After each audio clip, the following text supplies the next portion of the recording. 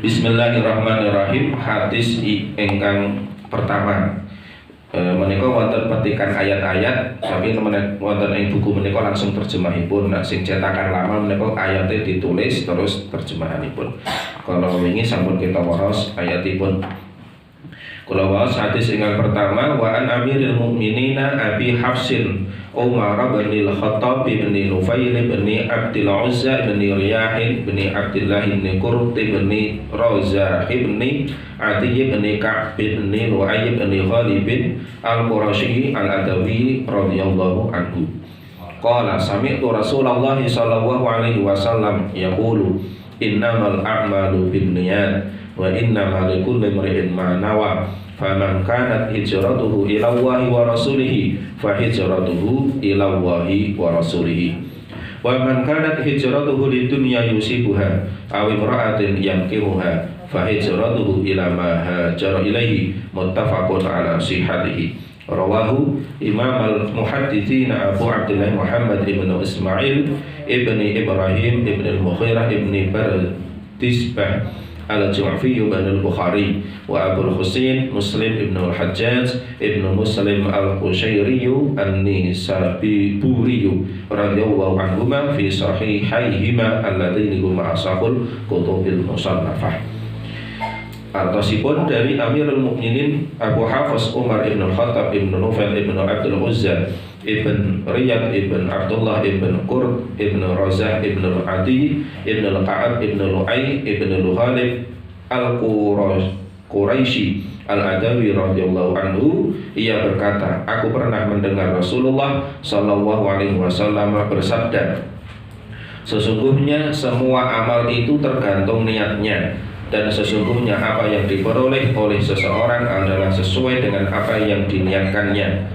Siapa yang hijrah karena Allah dan Rasulnya, maka hijrahnya itu akan diterima oleh Allah dan Rasulnya. Dan siapa yang hijrahnya karena mencari dunia atau karena wanita yang akan dinikahinya, maka hijrahnya itu hanya memperoleh apa yang diniatkannya dalam hijrahnya itu.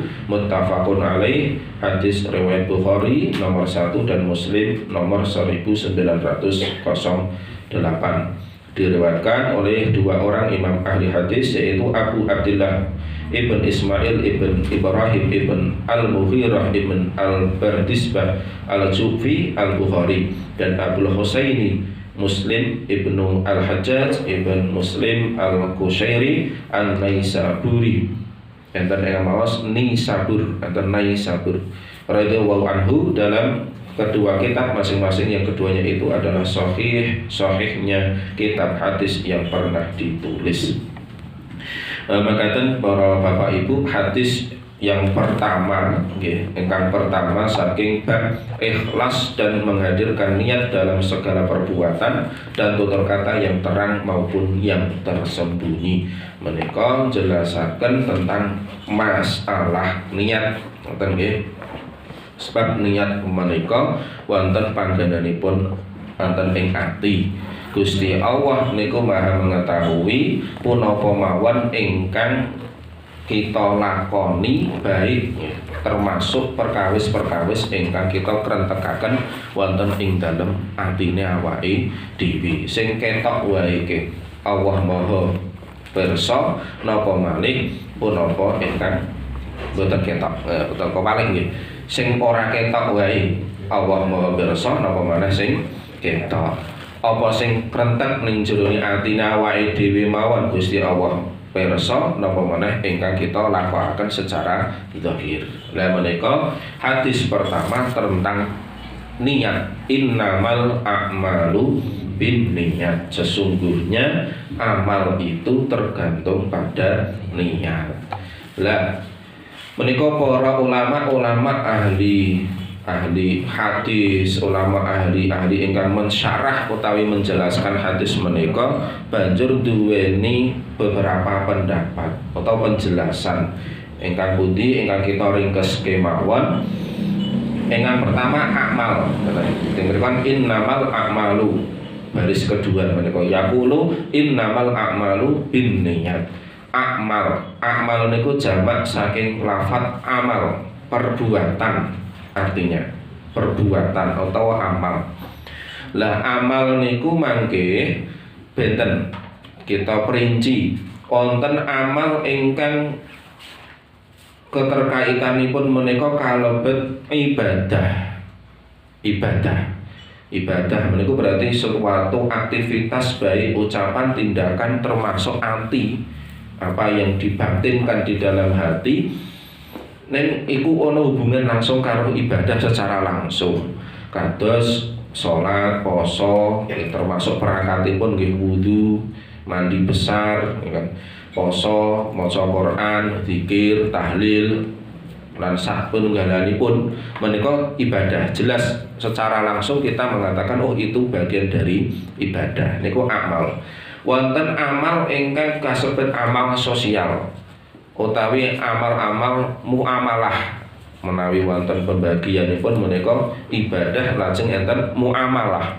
Muamalah utawa amal-amal sosial ingkang menika boten kalebet ibadah secara langsung. Lah menika misale awake dhewe nyapu dalan, nyapu omah, nek ning dalem misale nggih panjenengan cuci-cuci piring, ngumbahi klambine anak, ngumbahi klambine bojo. Nah niku termasuk kan amal-amal biasa, rutinitas biasa menika termasuk amal muamalah. Ingkang sepindah wau amal-amal ibadah. Menawi amal menika kok kaitanipun kaliyan ibadah. Innamal a'malu binniyat menika ada makna yang tersimpan. Ngoten. Dawuhipun Imam Syafi'i maksudipun amal yang dikaitkan dengan ibadah menika berarti maksudipun innama sihatul a'mal. Berarti sahnya amal ibadah itu tergantung niat. Ngoten nggih. Sahnya ibadah itu tergantung pada niat. Makanya lanjut wonten teng dawuhipun Imam Syafi'i, niat itu masuk dalam 70 lebih bab fikih. Contoh misalnya jenengan ajeng wudu, mesti rukun yang pertama. Nah, awake dhewe belajar ning fasolatan menika niat. Awake dhewe ajeng salat rukun pertama niat. Awake dhewe ajeng poso niat pertama, apa rukun pertama niat. Haji rukun pertama niat. Termasuk ibadah-ibadah lain, misalnya pengganti wudu, tayamum niku nggih pertama rukunnya adalah niat. Makanya nek awake dhewe sinau ning fasolatan apa sinau kitab-kitab fikih baik dari yang dasar misalnya kitab Fathul Qorib, munggah-munggah tekan Fathul Wahab dan seterusnya, niku mesti nek rukun mesti diawali dengan niat. Karena menika dawuhipun Imam Syafi'i, niat itu masuk dalam 70 lebih bab fikih. Makanya arep ibadah mesti ana niat. Lah niat ning babagan ibadah niku manggone ning ati. Ngoten. Maka nuha fil qalbi. Panggonane niat niku ana ning jerone ati. Lah terus kadang awake dhewe niku kalih bapak kiai biyen niku pas ngaji teng musala TPA kok diwarai usolli fardhul maghribi, usolli fardhul isya'i, usolli fardhul subhi, lan saterusé kan ngoten. Usolli fardhul maghribi thalatha raka'atin mustaqbilal qiblati, misalnya adaan makmuman atau imaman lillahi ta'ala kan ngoten. Niku namanya mengucapkan niat. Atau misalnya nawaitul wudu'a li raf'il hadasil ashori fardhal lillahi ta'ala, menika istilahipun mengucapkan niat. Utawi bahasa Arabipun istilahipun talafut. Talafut melafatkan niat. Melafatkan niat menika dalam babagan ibadah hukumipun sunnah. Derek dawuh Imam An-Nawawi, sebab tujuanipun kagem ngelingake nek awake dhewe niku lagi nglakoni ibadah utawa arep nglakoni ibadah. Dadi talafut sik usolli fardhul maghribi thalatha raka'atin mustaqbilal qiblati adaan makmuman lillahi ta'ala ke Allahu Akbar. Lan niate asline pas lafat Allahu Akbar karena niat menika manggone ning ati wektune muqtarinan bi fi'lihi dibarengake kalih nalikane nglakoni ibadah menika. Nek salat berarti niat bareng karo takbir. Nek misale wudu berarti niat bareng karo basuh wajah. Lah nek misale awake dhewe ngucap takbir kok karo muni usolli nggih mboten saged. Berarti usoline saderenge takbir. Ning le manggonke niat ning nggon ati niku pas takbir. Jadi pas takbir niku artine ngrentek niat ingsun salat maghrib fardu. Ngoten. Utawa nek diarabke wau usolli fardal maghribi. Ngoten sakjane wis cukup. Dadi jenengan ora kudu salah rakaatin mustaqbilan ngono ki mboten. Sing penting usolli fardal maghribi adaan utawa qadhaan. Nek misale qadha, nek ada berarti usolli fardal maghribi adaan. Ngoten niku mun cukup sakjane.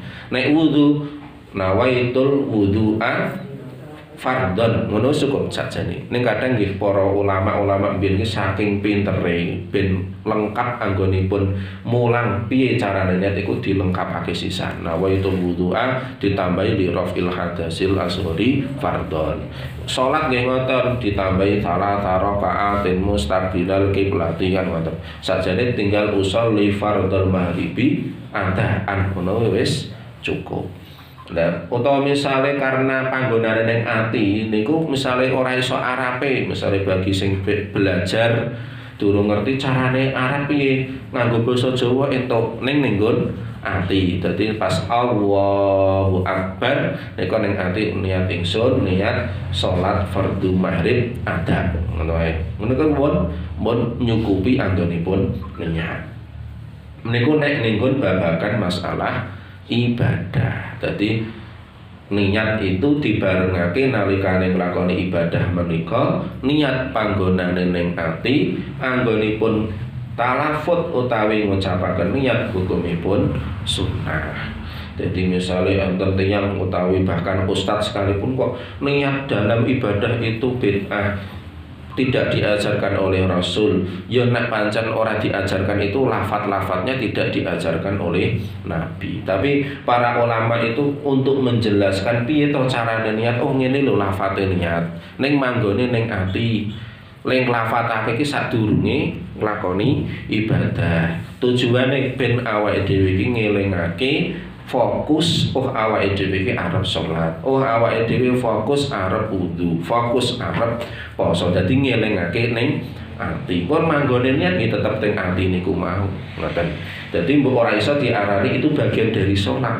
Talafutnya itu bukan dikatakan bagian dari salat. Ning piye carane para kiai ulama biyen niku ngajaraken carane niat ki ngene, lafate niat ki ngene, iki contone kan ngoten. Terus diturun temurun tekan kita sedaya niku niat. Terus nek menika babagan kalian ninggun masalah etika ngoten nggih. Etika utawi nek cara dibahasake niku ilmu tasawuf utawi ilmu hakikat. Kan enten sing istilahipun syariat lajeng hakikat utawi nggih syariat ibadah kalih syariat tasawuf. Nek ibadah ingkang kaitanipun kalian fikih, pembahasan fikih utawi syariat secara umum menika mau niat itu sesuatu menyengaja sesuatu yang dibarengake kalih melakukan sesuatu ibadah menika. Qasdu syai'in muqtarinan bi fi'lihi.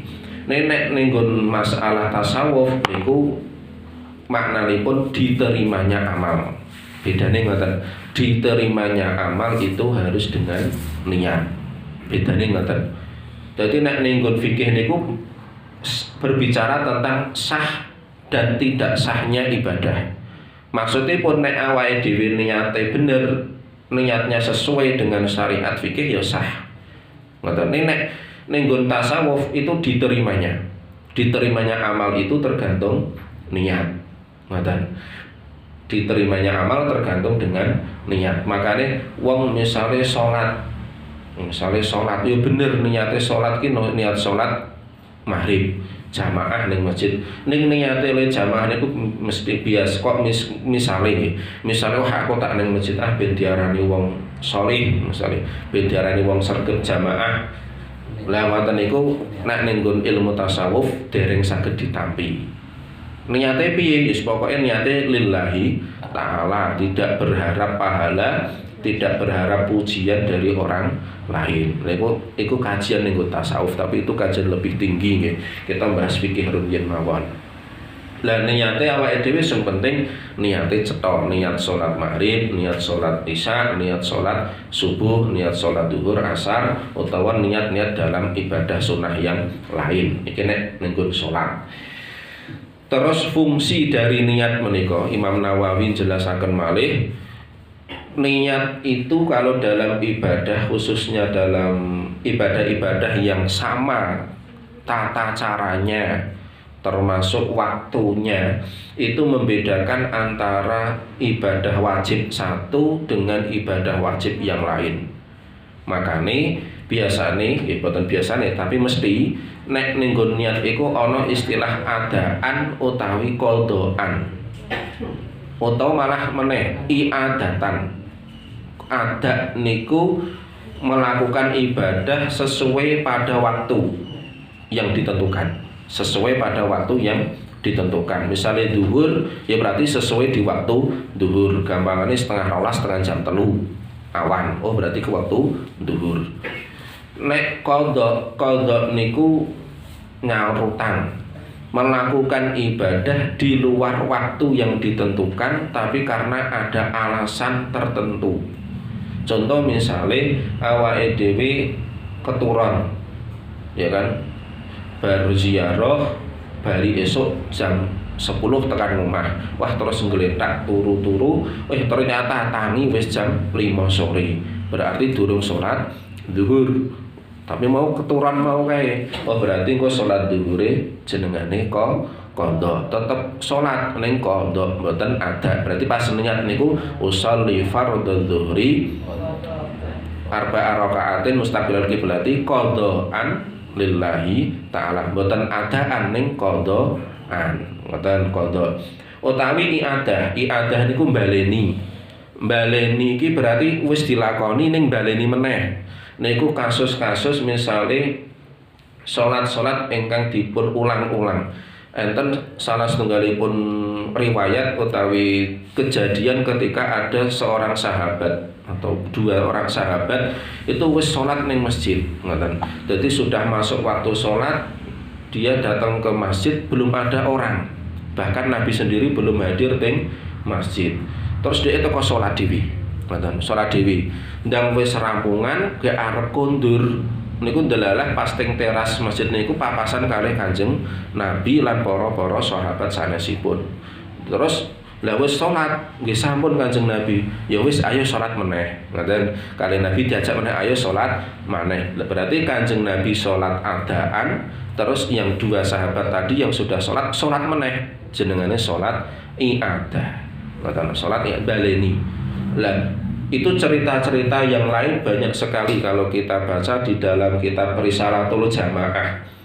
Risalatul Jamaah kitab cilik ngeten niku ceritakake tentang beberapa kasus-kasus para ulama-ulama zaman biyen iki ketika tertinggal jamaah niku sampai mengulang sholat itu kadang ada yang sampai 27 kali, ada yang sampai 100 kali dan sebagainya.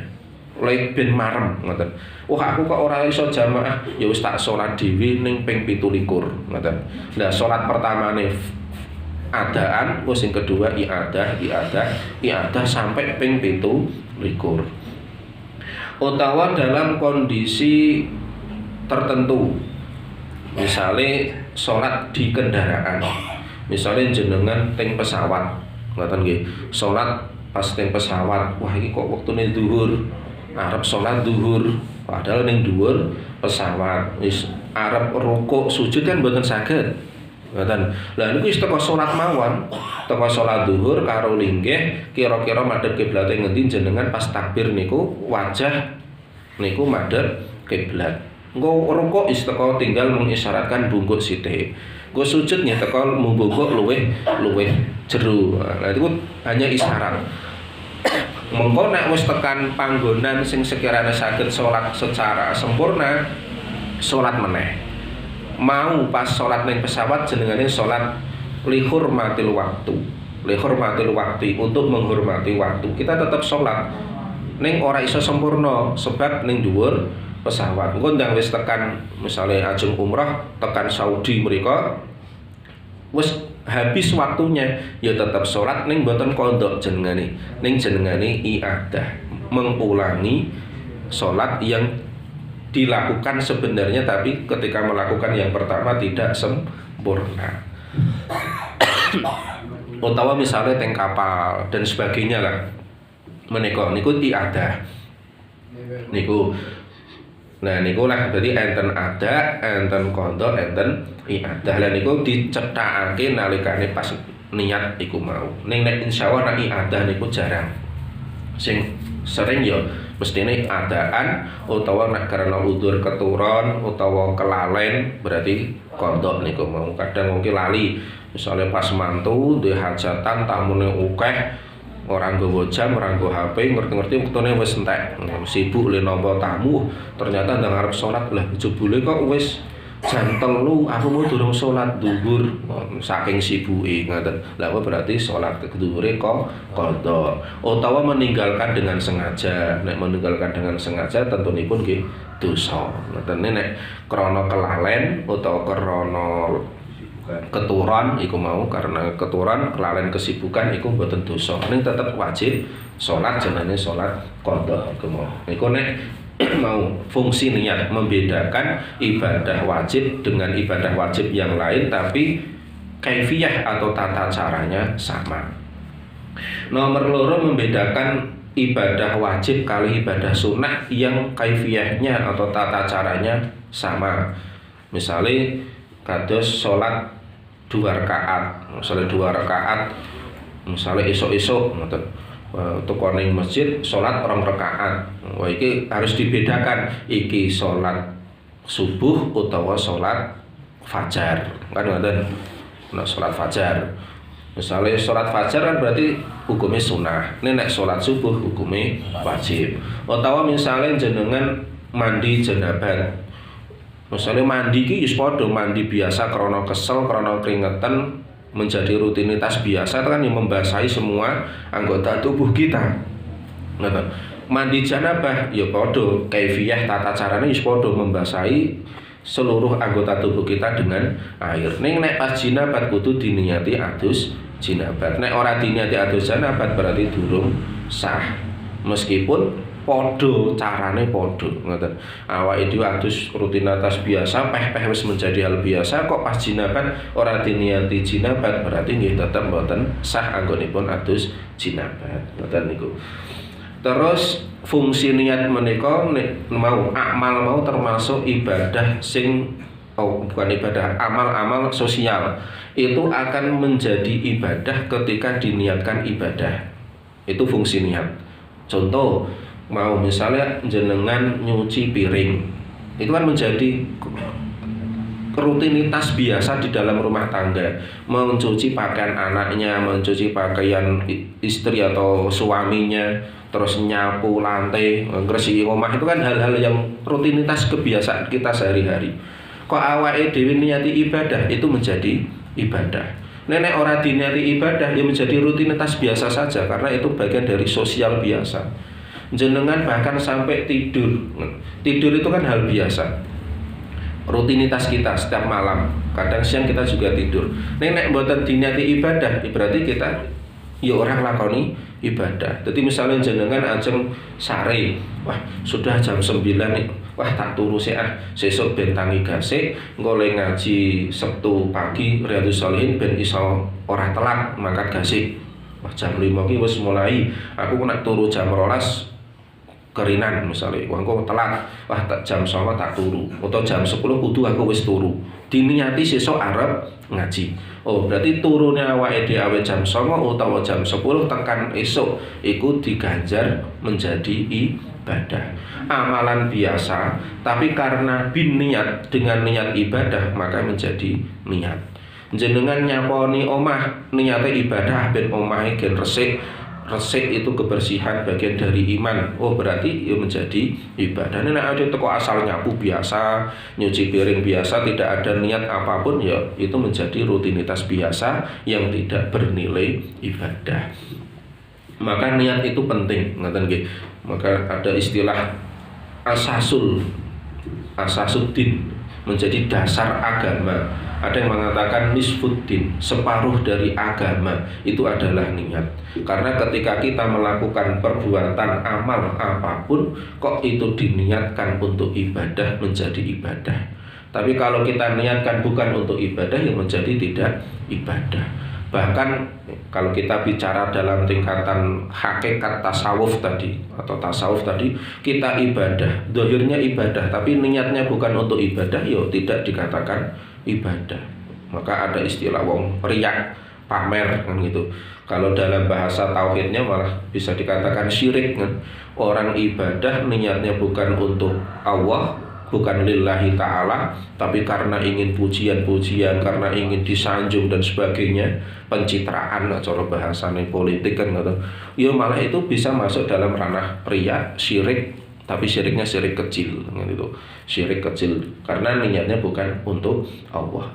Apalagi kalau kita melakukan keburukan, niate buruk, niate elek, niate elek, yang kita lakukan buruk, ya dosane tumpuk-tumpuk. Nek awake dhewe nglakoni kebaikan, niatnya ibadah, maka pahalanya berlipat-lipat. Maka nanti ada hadis yang selanjutnya itu nanti ada diceritakan orang beramal kebaikan, menyengaja suatu kebaikan belum dilakukan itu sudah mendapat 1 pahala.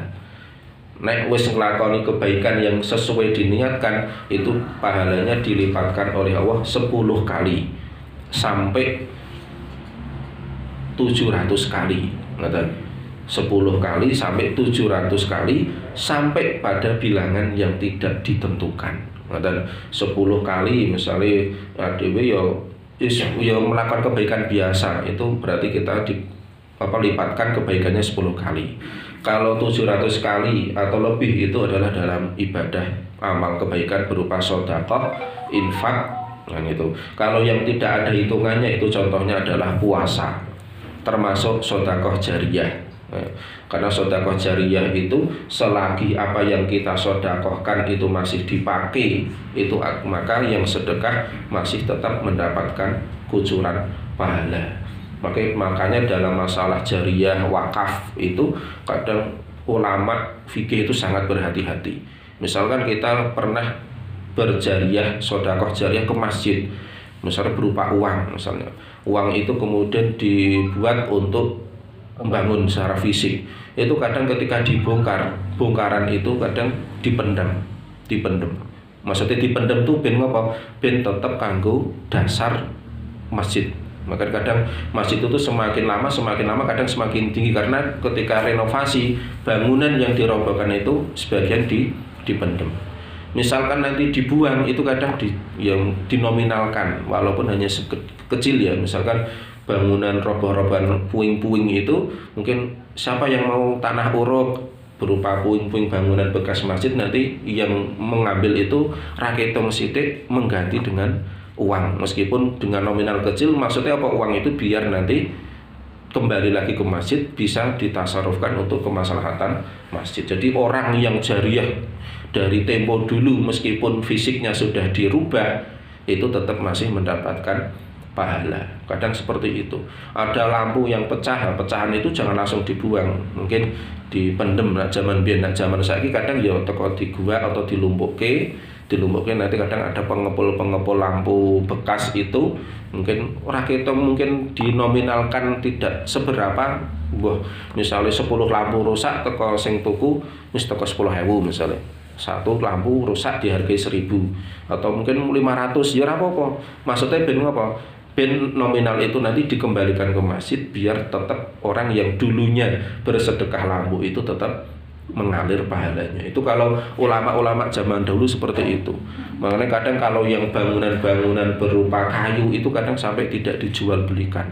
Mending dipendem daripada dibuat. Nek misalnya terus ada fikih-fikih kontemporer kan, wah nak dipendem kabeh piye ya wis teko dijual ora apa-apa ning harga murah ora apa-apa, tapi nanti nominal jualan itu dikembalikan ke masjid, sehingga dulu orang yang berjariah berupa kayu, berupa apa, semen dan sebagainya itu tetap mengambil kemanfaatan dengan fisik masjid yang baru dan macam-macam. Itu maka selama bangunan dari hasil jariyah itu dimanfaatkan, maka tetap akan mengalir pahalanya. Maka tadi kebaikan itu dilipatkan 10, 700 atau bahkan sampai hitungan yang tidak bisa dihitung karena kemanfaatannya selalu mengalir.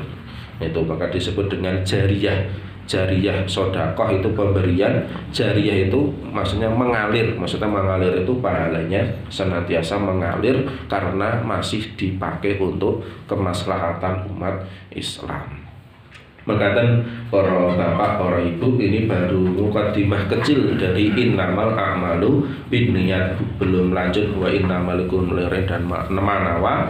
Sakit terus yang jauh kita lanjutkan wonten ing satu ngajeng, karena memang kebetulan hadis ini panjang dan poin-poin yang perlu kita bahas itu juga banyak. Jadi mungkin satu hadis bisa jadi nanti 2 atau 3 pengajian nggih mboten napa-napa, wis pokoke sak nyandake kersane sedaya mugi-mugi saged faham, saged mengambil hikmah manfaat saking dawuh-dawuh Kanjeng Nabi. Amin Allahumma amin. Mekaten monggo kita tutup kanthi bacaan kafaratul majelis. Subhanakallahumma wa bihamdika asyhadu an la ilaha illa anta astaghfiruka wa atubu ilaik. Mekaten